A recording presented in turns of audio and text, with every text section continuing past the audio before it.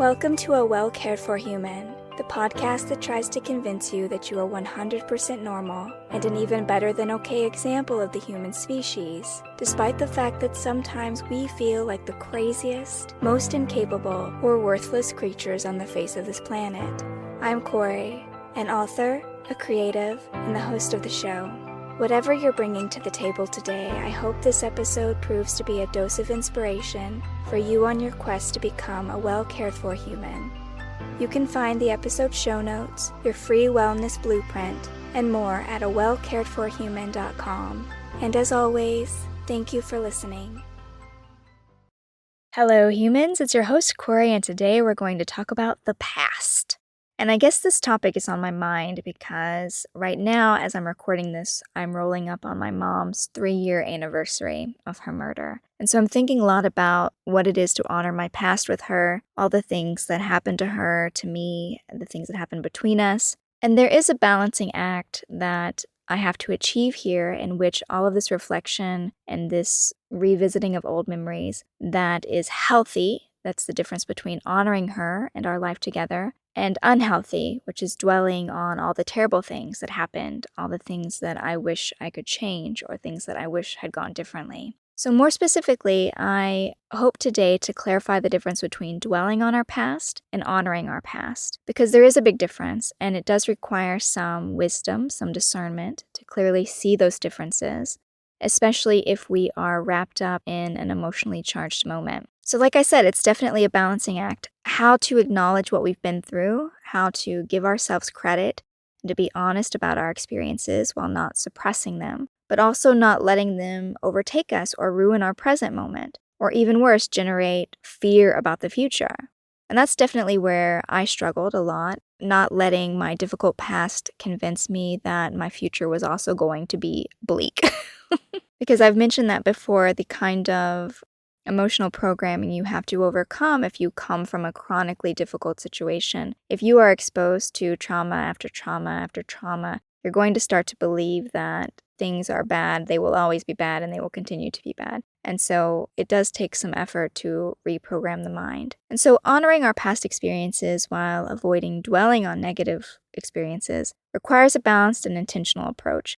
Another word for dwelling in the past is rumination. So ruminating about something. And rumination is not helpful. It doesn't serve us in any way. It's the opposite of honoring, actually. So rumination refers to the tendency to repetitively dwell on thoughts or feelings or memories in a negative way. So it often involves overthinking or analyzing past events, or it could focus on regrets, mistakes, negative feelings, negative experiences. Rumination is characterized by a pattern of persistent and intrusive thoughts that are difficult to stop or control. So when someone is ruminating, when I'm ruminating, I'll find that I'm replaying past situations, I'm analyzing the what ifs, or I'm obsessing about perceived failures or shortcomings. I might also experience heightened negative emotions such as sadness or guilt or shame as I continuously mull over the same thoughts and feelings over and over. If I'm focusing on things that can't be changed, I can't change that my mom was an alcoholic. I could not change that she had her mental disorder, right? I can't change that my dad was verbally, emotionally, psychologically abusive, that he's never going to love me or accept me for who I am. I can't change that I dated these exes who were all cheaters. They all cheated on me and made me feel terrible about myself. I can't change the fact that I was bullied in high school, that being a gay teenager in a small conservative town was not the best combination. These are all things that happened, and I'm never going to be able to change any of those experiences. So the bad memories that I have, they are fixed in time. I don't have a time machine. I can't go back and rewrite those experiences. And so it does me no good to think about them, to replay them, to wish that I could change them, or to wish that they were different. Because they are unchangeable, it means that all that's left to do is to find a way to accept what's happened, to make peace with what's happened. And not only will making peace with my past bring me a great deal of emotional healing, which it has, but it also has a lot of other benefits. When we make peace with our past, when we choose not to ruminate or to dwell, we start to heal emotionally. So when I made peace with the past, I gave myself the opportunity to heal all the emotional wounds that I had. That meant letting go of my resentment that I had been born into a family like mine. Like, why couldn't I have had things easier? Why did I have to be the person in my family to solve all the trauma issues? Why couldn't they have done the work? Why did all the work of the generational trauma fall to me? They were all traumatized too. Why couldn't someone else have gone to therapy or to get help or to get out of the situation? So there was a lot of resentment. There was a lot of anger towards my dad, the way he talked to me, the way he made me feel like the most worthless person on the planet. And there was a lot of pain associated with different experiences that made it difficult for me to feel like I could move on because I was still pretty sore about X, Y, and Z that happened. And so emotional healing allows me to move through all of that, to have a sense of peace and contentment and emotional freedom in place of those old emotions. So now that I have a value of who I am today, and I don't think I would be the person I am today if I had not gone through the things I had gone through. I am a more loving and forgiving person because I did not have a lot of love and forgiveness growing up. And so it's something that I value now. It's something I find precious.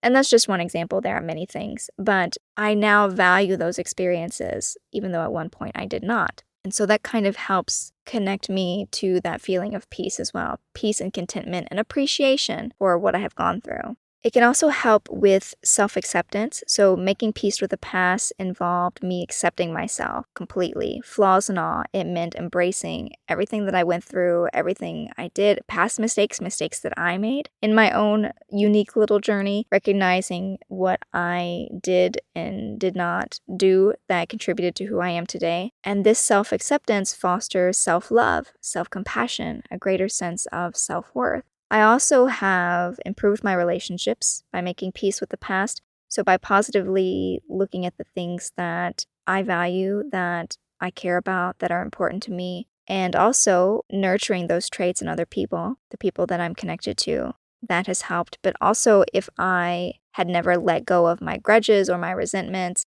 I would not have been able to free up the mental space, the emotional space that I needed to have these healthy, authentic connections. Because all the old programming, the old issues, they'd be clouding up my mind. They'd be cluttering up my life. There would be no room for new, open-hearted connections with other people. Healing the past, making peace with the past also has enhanced my resilience. So it's allowed me to find meaning and to learn from the things that I've been through. And that built resilience. It built my confidence in myself and my ability to believe that I can deal with stuff. I can go through hard things and be okay, to come out the other side even stronger than before. And so it definitely equips us with the ability to navigate future obstacles with greater strength and perspective, kind of future-proof us.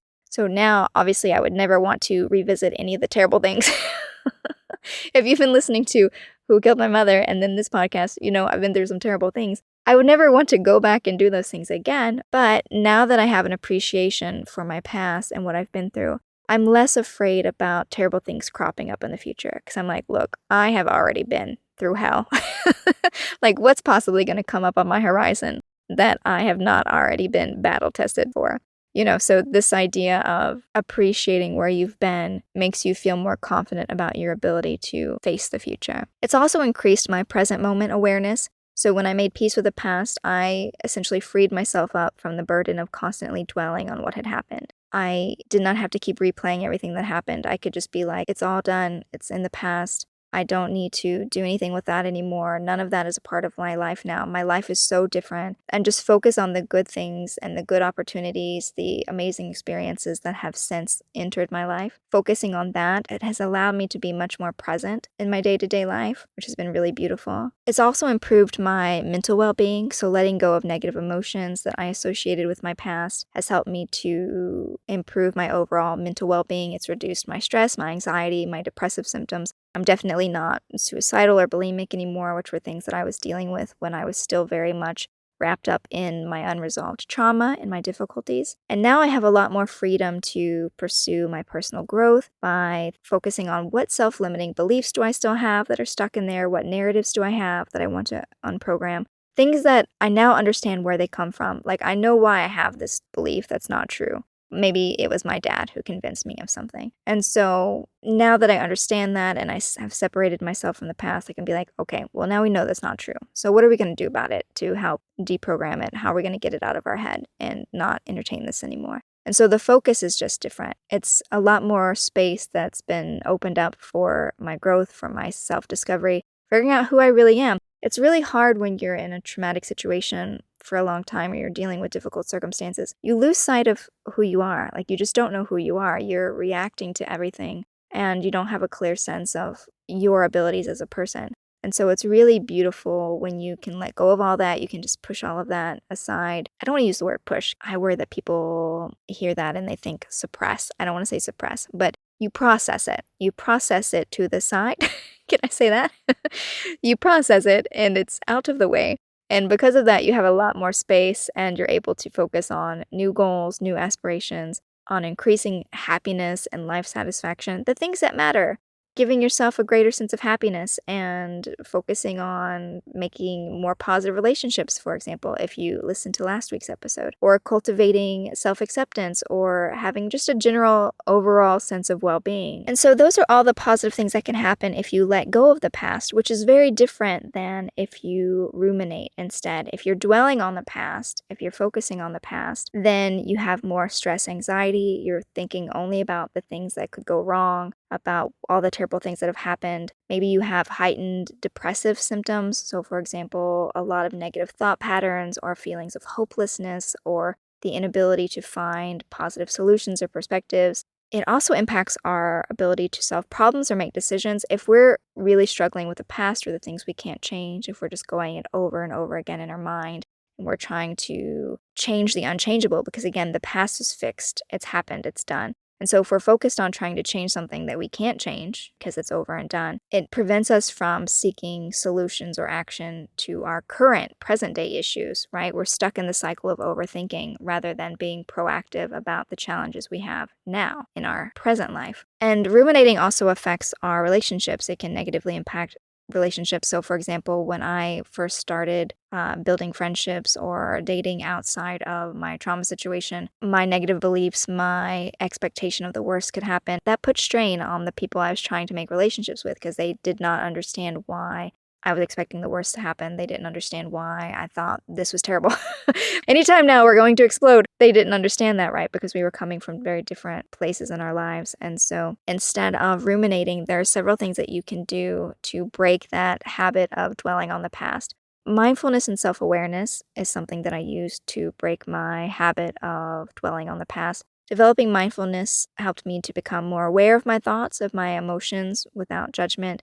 It helps me to recognize when I was doing it, when I was focusing on the past and on the things I could not change rather than redirecting my attention to the present moment. And again, go back and listen to those meditation episodes, those basic skill episodes early in the show. Also, thought challenging, thinking about what I was focusing on. So just talking sense to yourself means, in that sense, if I'm like, God, if only I could just have saved her and helped her not be a drunk, the sensical thing to say to myself would be, listen, do you really think you were going to make her not be able to drink? Like, that was a decision for her. Like, how are you going to not make her an alcoholic? She had unresolved PTSD from being sexually abused as a very young child for her whole life. Like, what are you going to do about that? What could you have possibly done? Absolutely nothing. And so being sensible when your mind is not being sensible, talking sense to yourself. And then also problem-solving, action-oriented approach. Instead of dwelling on my past events, I focused on things that I could do now, things that I could actually change. So again, the past is fixed, but my present moment and my future is still wide open. And because my present and my future is still wide open, that's where my energy is best served. And so it's better for me to spend my time and energy on my present moment than it is wasting it on the past that I can't change. And then self-compassion, cultivating self-compassion by being understanding, being kind, forgiving myself. So instead of going over and over a mistake I made in the past, just being like, yep, I did that. It was not the best choice at the time, but it happened, it's done. No need to dwell on it. Just focus on what I can do now. Make a better decision today. Don't focus on the one that I made in the past. I also had to, especially in the beginning, really focus on positively distracting myself. And what I meant by that is by turning my attention away from ruminating. or doing these kind of obsessive mind games.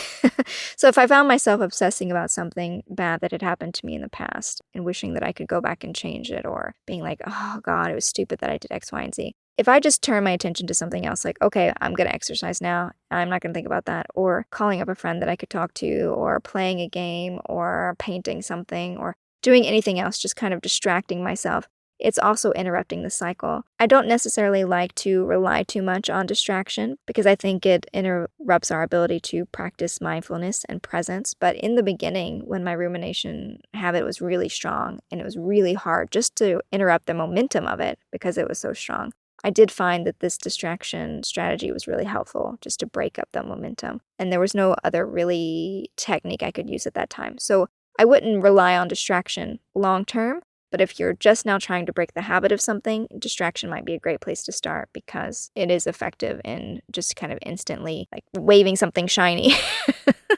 Your mind starts going into the past and you're like, look, woo.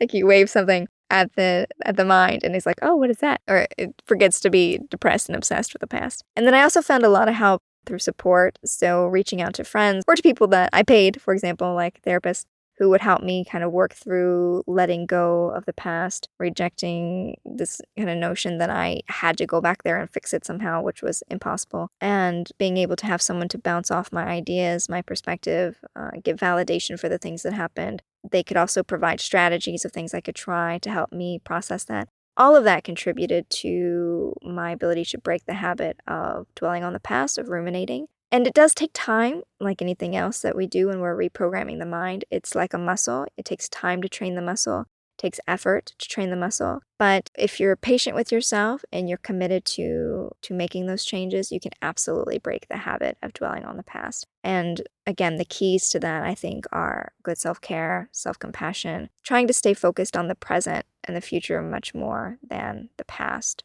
And so making peace with the past, choosing to put it behind me, that doesn't mean that I forgot everything that happened. Obviously, I have 2 podcast shows.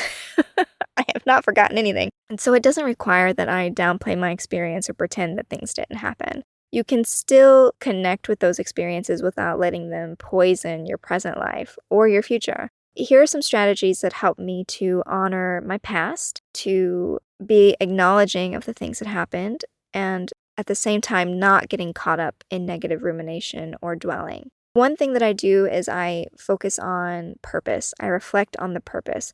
So sometimes I will set aside a dedicated time for reflecting on my past experiences. Maybe I'll journal and I'll use this to gain insight, or maybe I'll be like, what was the lesson here? What did I learn from that? And I will acknowledge my personal growth. So if I sit down with a journal and I want to look at a memory, this is a shadow work exercise, by the way. So if you want to go back and listen to my episode on shadow work, you can do that. But let's say that, for example, I wanted to think about something that happened with my mom. One of the experiences that happened with my mom. Let's use the one where she did not come to my recital when I think I was 6 or 7. I'm not sure. I was very young and she was supposed to come hear me sing in basically the cafeteria at the elementary school. But she never showed up, and instead she got drunk and she had disappeared for a few days, and the police found her car several days later. And because she didn't come, no one had picked me up from school. And so I was in this cafeteria well into the night. The police had to pick me up. They had to take me home. They had to break into the house so that I could sleep there. And then they had to go looking for my mother. So the whole thing was very difficult. I could dwell on that negatively, or I could journal or kind of re-enter that memory and kind of give it a new perspective of what did I learn from that? Or what could I take from that experience? Or how did this make me love and appreciate my time with my mother more? How do I feel that this experience has made me a better person? Like, now I value showing up for people, for being there when I say I'm going to be there. These are things that I value highly now. So just kind of looking at it from a proactive perspective, that would be one way to honor the past. And you can do that memory by memory, whichever memories that you are feeling like you're going to dwell on. Maybe take them to your journal and try to look at them in a different way and extract the positive things from those experiences rather than focusing on the negative. Another thing that's helped me to honor the past without being obsessive is practicing gratitude, cultivating gratitude for both the positive and challenging experiences of my life, recognizing that every experience that I've had, even the difficult ones, has made me who I am today. It's made me grow. It's made me stronger. It's made me kinder. It's made me more loving. And I appreciate that. And practicing gratitude is one way to keep it out of that dark, kind of obsessive space. It also gives me a chance to practice self-compassion, offering myself understanding and forgiveness and acceptance. So if I think about something that I did in the past, like I made a mistake. So for example, I had a girlfriend who cheated on me, and my response, much to my embarrassment, was I cheated on her in return. I had a revenge cheating on a cheater. That makes no sense to me now as a healed person. But in the time, I thought that was an appropriate response. And so I could have either two responses to that. I could either beat myself up and be like, that was the stupidest thing that a person could have possibly done. Or I can be compassionate and be like, look, I did that because I was hurting. No, it's not great, but I understand where it's coming from. I forgive myself for making that mistake.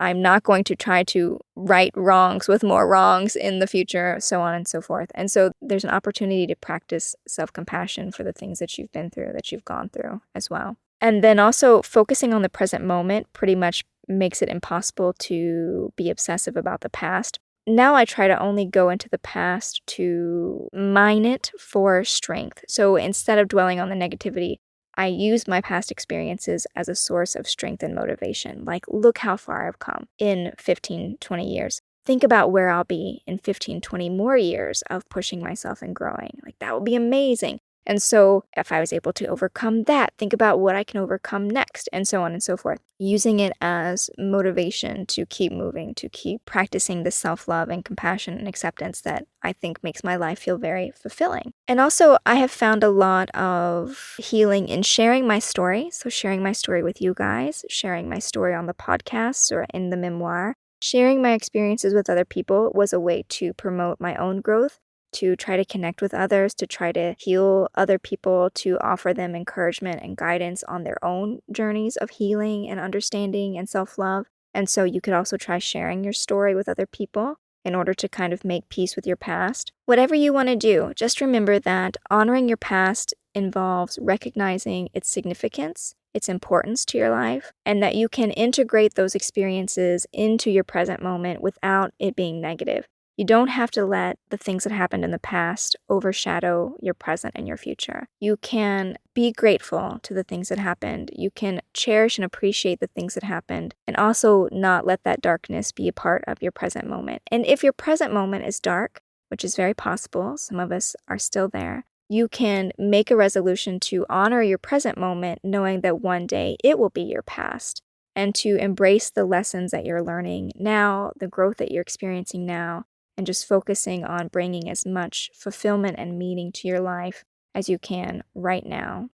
And that's it for today, dear human. As always, I hope you found this episode useful. And if you would like to write into the show today and ask for my thoughts on something that you're dealing with, I would love to hear from you through any of my social media or through email at kory@koryimshum.com. Otherwise, I will be back next week with another episode of A Well Cared For Human. And until then, please take good care of you. This episode of A Well Cared For Human was written and produced by me, Kory Marie. The music was by Late Night Feeler and Esther Abrami. If you like what I'm doing here, please consider visiting my Patreon. For as little as $1 a month, you get early ad-free access to the episodes, as well as a monthly patrons-only Q&A, bonus videos, and more. Not to mention that your Patreon support lets me know that you find value in the show and want it to continue. You can find me on Patreon by visiting www.patreon.com/Kory Marie. If you can't support the show financially, that is okay. You can still subscribe to the show, leave a review of the show, and recommend the show to your friends, not just the neurotic ones. All of this helps so much. And as always, thank you for listening.